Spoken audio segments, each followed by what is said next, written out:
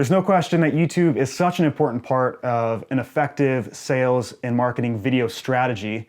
But the sad reality is many companies haven't mastered this one very basic skill, which is writing great titles for your YouTube videos, such a big part of search engine optimization.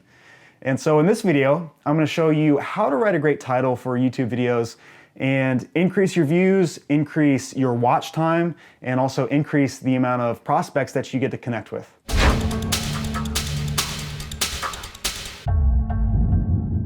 Hey everyone, it's Zach here from Impact. Welcome back to Film School for Marketers.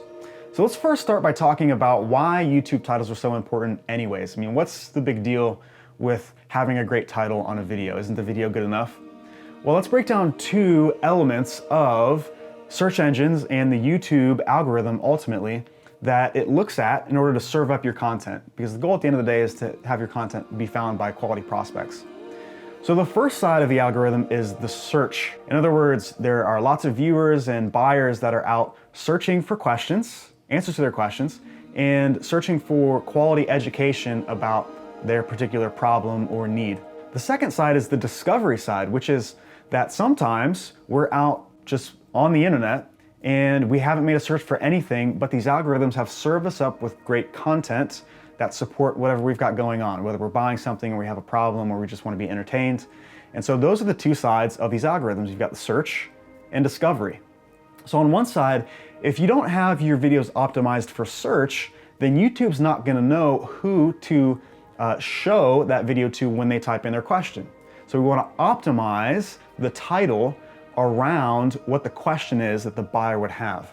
Now on the other side, we want to optimize the video so that YouTube knows what it's about and therefore can suggest it to people who are on a similar journey. They're just not searching for the thing specifically. And so we've got about 100 characters that we can work with to optimize these videos. And we're going to break down some of the tactics and strategies that you might use to make sure that you're appealing to both the search and discovery side of the YouTube algorithm. So for this video, we're going to use just a mock example. We're going to say that I have a company called Moses and we sell headphones. And this particular model of headphone is called the earphones. We'll just pull an Apple on this and call them earphones. Let's talk about a few things that I would definitely not want to do if I was making, let's say, a comparisons video. So let's say I'm making the earphones versus the AirPods. First thing I definitely not want to do is add my company name to the beginning of the title, or maybe in the title at all. It's a very common thing that I see businesses doing, and just think about this. If I'm the buyer and I'm looking for great information, I just want to know what I need to know to make an informed buying decision, I don't necessarily want to be sold to in this moment. And the minute that I see that a company name is in the title, what does that automatically communicate to me as the buyer or the searcher? It's probably gonna make me think, well, this is just gonna be the pros of their product and not of the AirPods, and so I'm just not gonna watch that. The second thing that I would definitely not wanna do is add in some sort of weird industry jargon that the buyer doesn't actually say or search for. So let's say I was making a video about the best noise canceling headphones for 2019. Now, noise canceling is the way that the buyer would refer to it, but let's say at Moses, we refer to that as background noise suppression, because that's just how we like to refer to it. That's totally fine, but that's not the way that the buyer would search for it. And so we would not use some weird industry jargon like that. We would use the way that somebody, our buyer, would refer to that thing. So we would just stick with noise canceling headphones. So that's two things you want to stay away from. Don't add your company name unless it's a proprietary thing and it's somebody who's definitely searching for your company. And don't use industry jargon unless it's some sort of a product that they would absolutely be searching for, then that would be totally fine.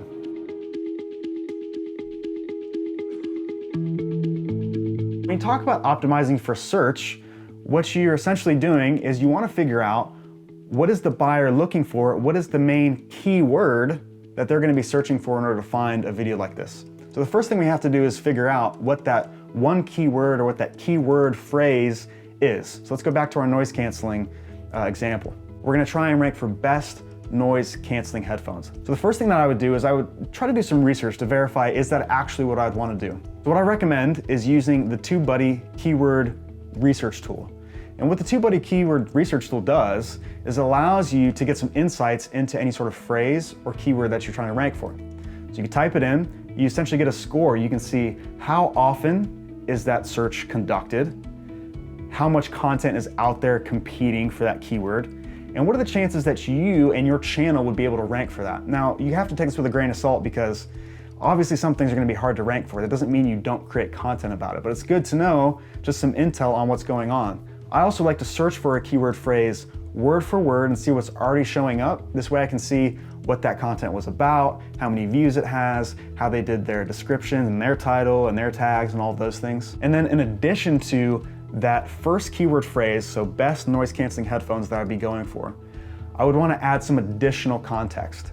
So let's say in that video I talk about the price of those different headphones, I talk about the benefits of those different headphones, and I talk about the pros and cons.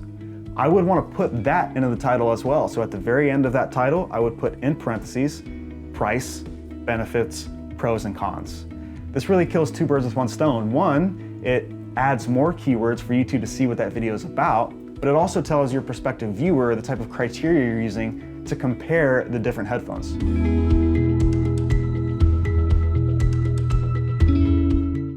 And next, let's talk about optimizing for discovery.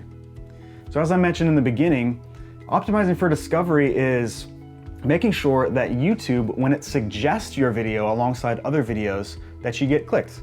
And the more that it gets clicked, the more that it's going to continue to promote that. So there's a couple things we can do to make a video, not just the thumbnail, but the title, more appealing to a potential viewer. First thing is use a time-tested technique that some people refer to as the listicle.